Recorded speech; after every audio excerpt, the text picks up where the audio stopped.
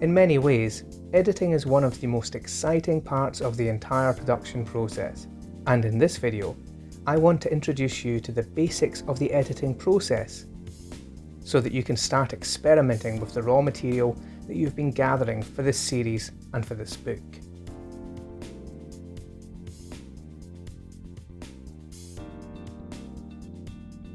There are many different pieces of editing software available, ranging from very simple and intuitive apps, such as Adobe Spark, to many more involved but much more powerful and versatile software packages like Adobe Premiere.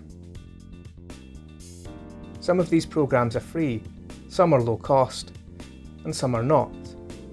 You will need to pick the software solution that works for your skill level and your budget. For this video, we're going to explore the basics of video editing in Adobe Premiere. The reason we have chosen Adobe Premiere is that this is a very powerful and intuitive piece of software to use.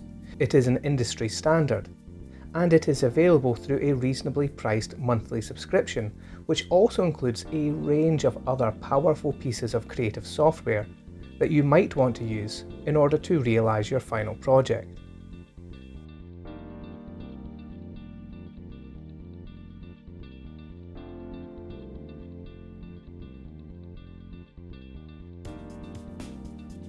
Open up an Explorer window where you have pre-curated the raw materials that you will use in your project. Select the material and drag it into the project bin.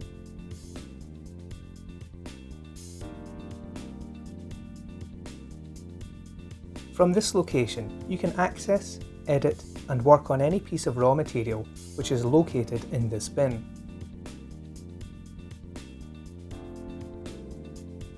Remember, raw material can include footage that you've shot yourself, audio tracks, such as a commentary or a lavalier recording of an interview subject, music, archival photographs, illustrations, custom artwork, and far more besides.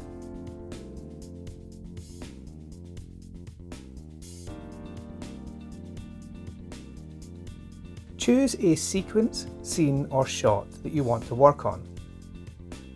Once you select the desired clip, click it and drag it into this location here.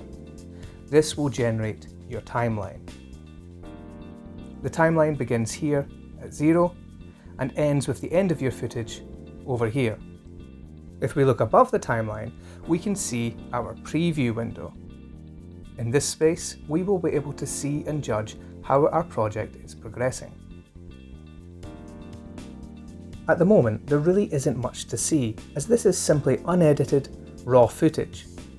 But as we build our project, we're going to be using the play preview functionality much more frequently.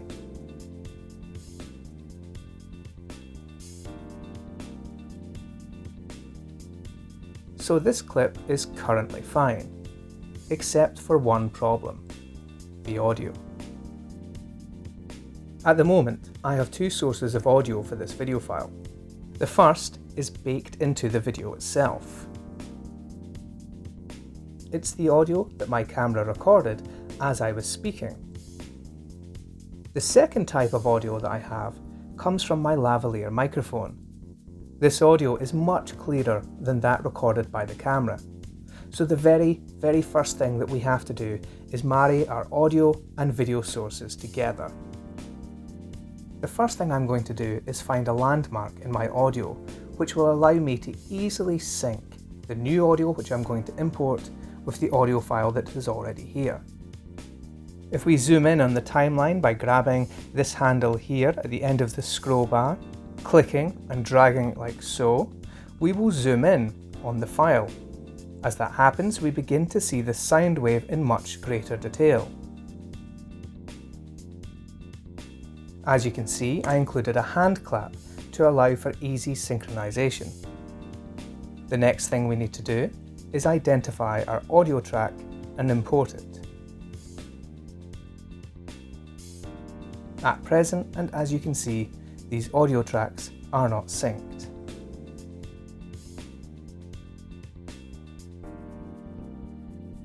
We can also see as we zoom in a spike in the audio track here. That's the sound of my hand clapping, therefore this spike here needs to be aligned with this spike here. Left clicking this bar and dragging it until it more or less lines up.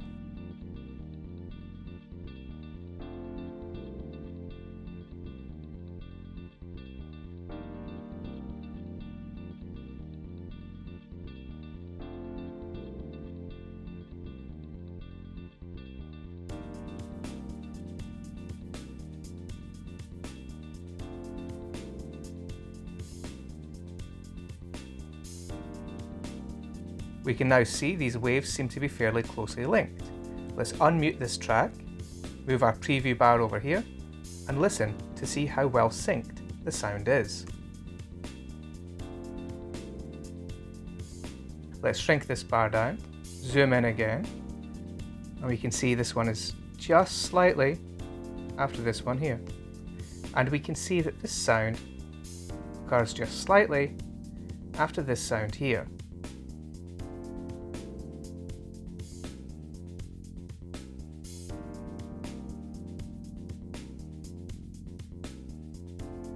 Our sound is now synced. At the moment, we have substandard audio recorded by the camera playing alongside our high quality audio recorded by the lavalier microphone. Our next task is to mute this audio track like so, and this will now give us perfectly synced video with our higher quality audio.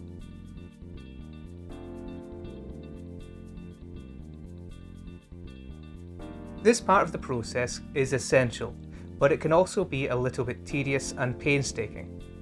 Still, now that we've been able to sync up the audio, when we play the footage, we can hear very clear sound. Our first editing task has been completed.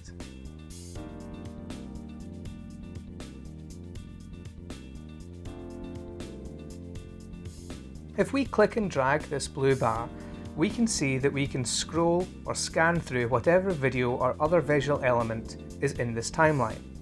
This allows us to begin playing with or editing our project at any point.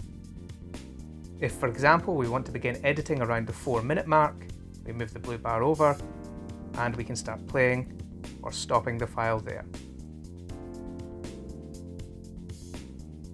The first thing we're going to do is sync up the start of our video file and our audio file.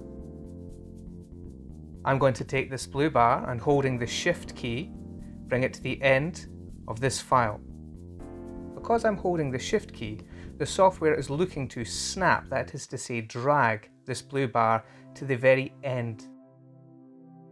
Next, I'm going to select our video file.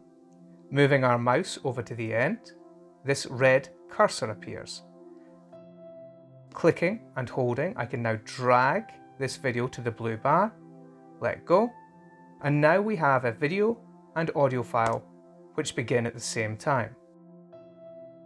Our next task is to take this video clip and bring it to the very beginning, to 0 seconds of the video file. Unfortunately, we have a problem, because if we do click this file and start to move it, you can see that the green external audio file does not move with it. There is a danger that by clicking one or the other of these files, we will desync the audio and undo all of our painstaking work. To get around this, press and hold the Shift key and tap all the objects that you want to link together. Right click. To do this first, we have to get rid of this in-baked audio, which we are not going to use. Right-click the video file, select Unlink from this drop-down menu. Select the audio. Note how the audio and the video are now being highlighted separately rather than together. Select the audio, press Delete, and we have now removed the in-baked audio from the video file. That means we can unmute this channel. The next thing we're going to do is click and select both of these files, right-click, select Link, and now we can move these files together without having to worry about them becoming desynced. If we bring them to 0 on the timeline, We can ensure that when we start playing our video, it starts with the content we want. The next thing we're going to do is import a second video camera angle. This is footage of me reading the same script and was recorded on a different camera, in this case an iPad, at the same time as the other footage we have previously seen. We actually have a second camera angle for this project, which means we have to sync the audio for this one also. Following the same technique I used before, I'm going to identify a landmark in my audio and begin the process of syncing our audio.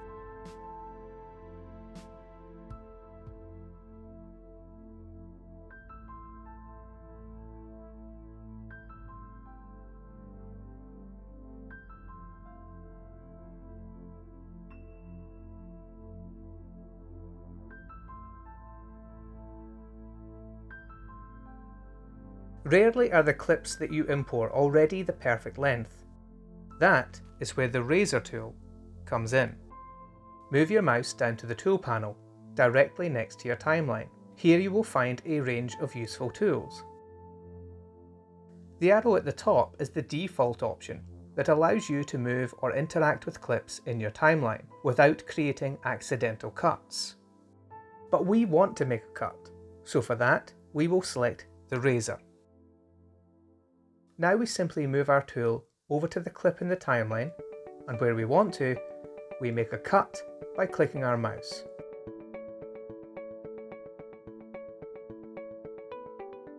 We cut each file. Everything in this space here can now be disposed of. Go back to the toolbar, select the pointer tool, select the material we wish to cut, and press delete. To unify these two areas, select these files, left click, and drag them until they connect. We have now made our first edit. The result of this edit is something called a jump cut. That is to say, a cut which is made in a single composition. Now that is not a particularly desirable type of cut, because it draws your audience's attention to the fact that one has been made. You should always try to avoid drawing your audience's attention to the cuts that you make. Jump cuts are somewhat more accepted now, having been normalised by YouTube. But if you want a much more professional feel to your edits, cut between camera angles to disguise this change. To do this, I'm going to select the video at the bottom of the stack. That was our first camera angle. Left click and drag it to the top. Adobe Premiere will always play the topmost video file in a timeline. Now, if we go back and look at the cut, it plays something like this.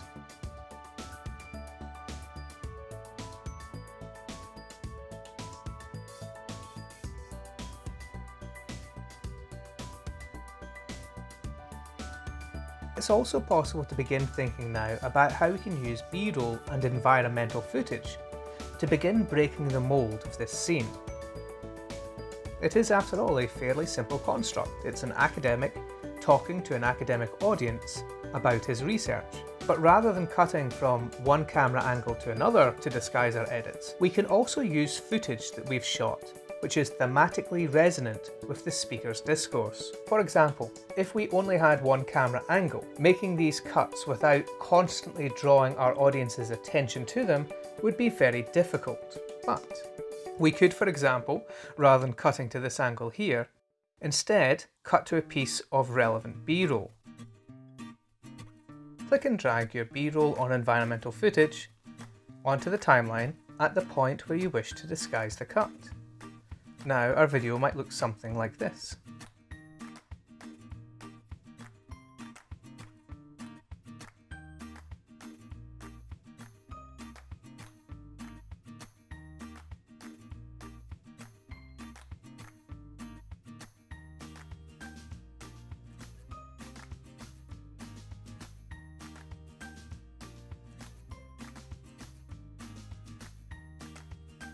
So far, we've used each of the workplaces in this piece of software, except for one, the Effect Control panel.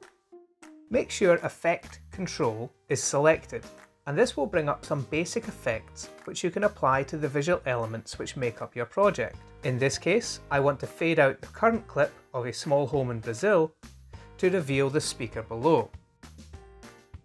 To do that, first select the clip that you wish to apply the effect to. Now move your mouse cursor into the Effects panel and look for the opacity setting. Click this marker icon here.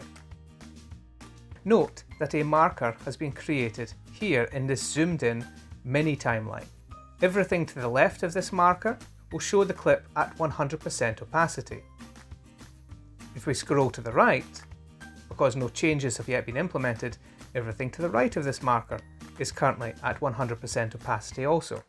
To get the desired effect, click this blue bar and drag it to the end of this clip. This is where we want our clip to reach 0% opacity. Click where it says 100 and enter the new desired value, in this case 0. Now that has created a new marker at the end of this clip. Between these two markers, the opacity of the video descends from 100% uniformly down to 0. If we watch, we can see the results.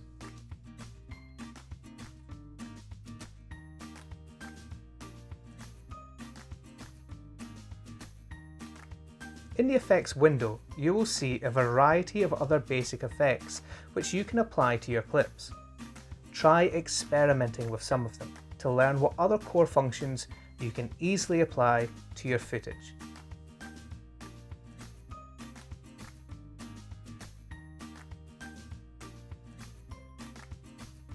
In this example, let's create a basic introduction which includes a piece of footage coupled with a piece of music that will fade out when the speaker begins talking.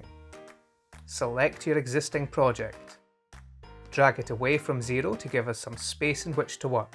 Next, drag whatever piece of footage you wish to use for your title screen.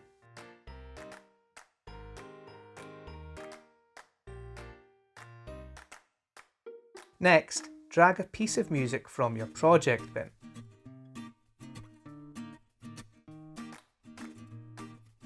As we want this music to play over our title sequence, place it at the start, but make sure it is below or above any existing audio files, otherwise it will overwrite them. Shorten your music so that it ends just after the title sequence closes.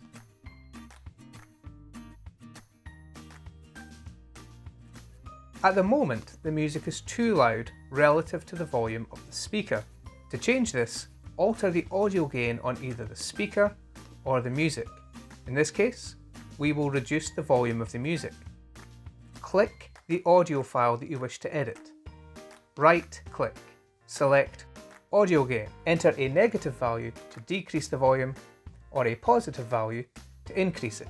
In this case, we will reduce the volume of the music by about 10 decibels.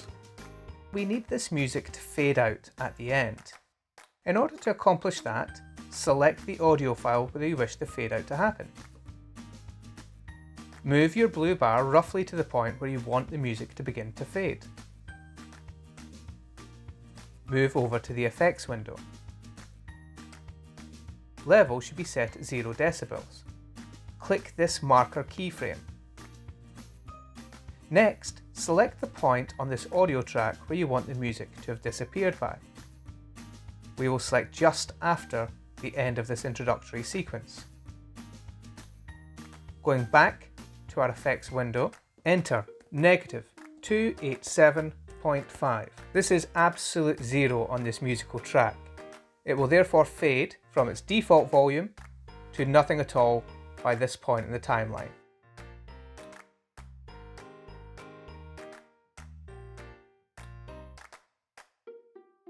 In the Tool panel, go down to this icon here, the Text icon. Move your cursor over the preview screen, click and select and begin entering your text. By selecting this arrow, we can move the text anywhere around the screen. We will put it dead center. Select the text and move over to the Effects control panel. Scroll down and you will now see options for how you can adjust or manipulate that text, including, for example, changing the font,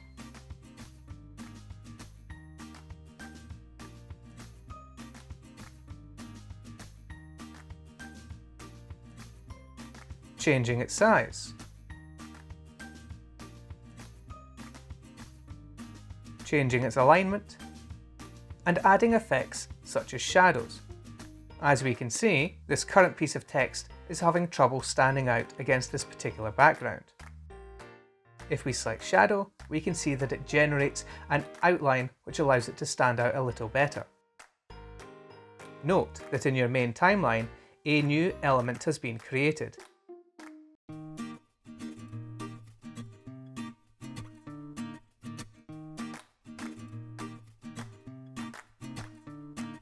In order to export your project, move to the File window and select Export. From the pop-out menu, select Media. Go to Output Name and select the destination and file name where you wish to save your project.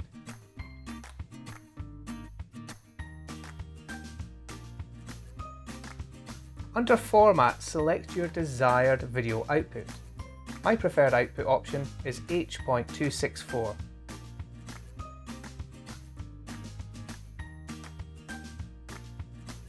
Ensure that both Export Video and Export Audio are selected. Here we can find our video output settings. The bitrate will roughly correlate with the quality of your final file. A high quality bitrate would be around 20 megabits per second. Next, we select Export and our project begins to be constructed.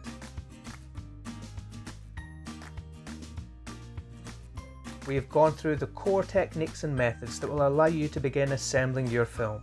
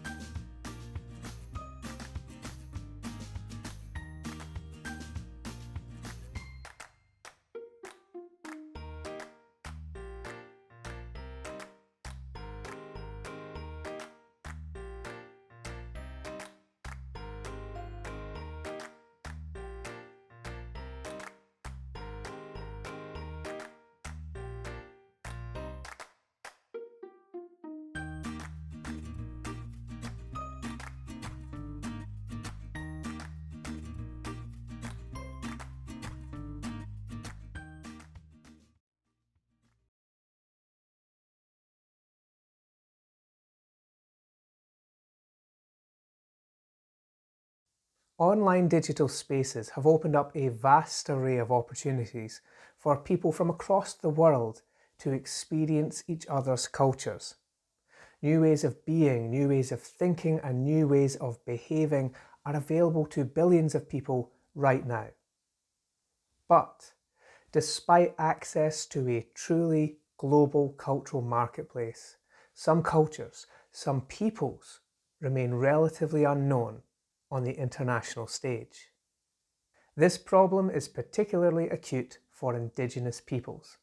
Often marginalised or oppressed, there is a great need to hear Indigenous voices, and for outsiders to understand the plurality of challenges which they must face. But despite this, there remains relatively few opportunities for European students to listen to, engage with, and learn from their Indigenous cousins. We believe that the creation of an intercultural dialogue between Indigenous students and European students creates many opportunities in the future for both groups to grow, develop, and to learn. As a result, colleagues from Brazil, Argentina, and the United Kingdom organised a digital learning experience to broaden the international and deepen the intercultural experiences of students in the United Kingdom and Indigenous Kaingang students in southern Brazil. To accomplish this, we created an online teaching space which allowed our students to engage with each other, to interact, and to listen to the stories which each had to share.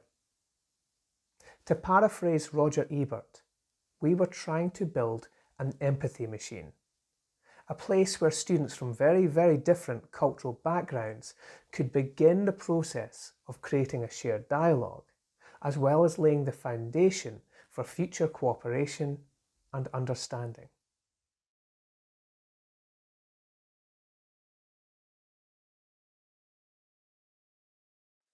There are many challenges which educators working with Indigenous peoples must overcome. As a result, many strategies have emerged which have a deep respect for Indigenous culture. For example, teaching university-level degrees on Indigenous land. But as successful as that approach can be, it can also create a problem, what my colleagues call educational inbreeding. That is to say, Indigenous students working on Indigenous lands do not always gain the breadth of experience which would assist them in becoming successful outside of their own community context. Considering the need for Indigenous peoples to become leaders outside of their own cultural context, to become policymakers, educators, and cultural mediators, this is a potentially serious issue. Likewise, the educational system in the United Kingdom does not always ensure that university students have an international experience. Whilst many British students certainly do have some form of international experience over the course of their university degrees, various economic and cultural factors ensure that this is far from universal.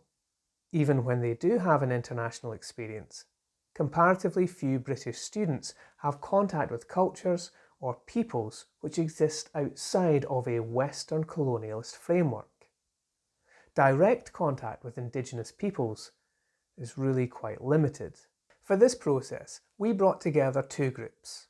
The first were Indigenous Kaingang students studying at Unoxapago in Santa Catarina, Brazil. The second were British and other European students from Coventry University in the United Kingdom. This group included representatives from Great Britain, France, Spain, and Romania. Academic theories about the nature of intercultural dialogues, such as those by Raoul Fournet Betancourt, informed the intellectual framework of this project. Rather than contributing to the emergence of a global monoculture, the authors of this project instead saw it as an opportunity to contribute to the deepening of cross-cultural understanding and the promotion of cultural equality.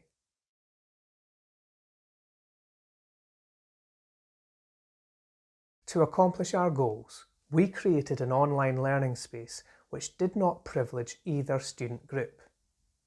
The Kaingang people have long had to deal with inequity and the denial of equal opportunities, and often the denial of basic respect. Military violence was used against these peoples in the 19th century, and then was succeeded by other social and economic mechanisms which have had a substantial and detrimental impact upon them. Social injustice and economic inequality continue to be serious issues which the Kaingang must face, even in the face of some territorial advancements which have occurred over the course of recent decades. For many of our European students, this equity of respect was completely normal, something to be expected and taken for granted. But for Indigenous students who must face inequity and prejudice in their own country, this framework of equality was an important starting foundation. Mutual and equal respect, and an opportunity for our European students to reflect upon why that was important, was thus built into the foundation of the project. Our European students were briefed before this session. They had already learned about Indigenous histories and racial histories in the context of North America. Now it was necessary for them to learn the basic context that would allow them to understand the histories and cultures of Indigenous South Americans, and in particular, they were taught lessons about the history and culture of the Kaingang people. This was a rare opportunity for our European students to engage with Indigenous peoples and learn from them, firsthand, about their lives and culture. In most instances, European engagement with Indigenous South Americans is limited through engagement with problematic television shows, movies, and other media artifacts. The opportunity to engage with Indigenous South Americans in a space which was built for equals was particularly important. Each of our groups, Indigenous and European, would take turns asking a single question of the other, listening patiently to the response, and writing notes and coming up with new questions in response to the evolving discourse which emerged in this space. Questions were created by both groups prior to the session, allowing each to collaboratively work through their ideas about the other and to develop a strategy to learn as much about their interlocutors as they possibly could. Our European students were particularly interested in learning about Kaingang folklore, about education, and about Indigenous empowerment. Kaingang students, for their part, were particularly keen to understand how outsiders, how Europeans, understood Indigenous Americans, as well as what, if anything, they understood about Kaingangi history and culture. During this session, both groups learned much about the other, not just because of the answers they received to their questions, but sometimes because of the nature of the questions that they themselves were asked. They learned about the common experiences which united Indigenous and Europeans, and they learned about those aspects of their lives, those ways of thinking, being, of behaving, which made each of them unique, special, and valuable. For everyone who took part in this online session, it was an opportunity to engage with people that they might not otherwise have the chance to interact with. It was an opportunity to be heard. It was an opportunity to listen. And it was an opportunity to grow. Equality and respect were fundamental to the design of this project, as was the need for everyone to learn from these interactions. The research paper produced about this project explores these dynamics and their consequences in detail, from both the perspective of our Indigenous students as well as that of our European students.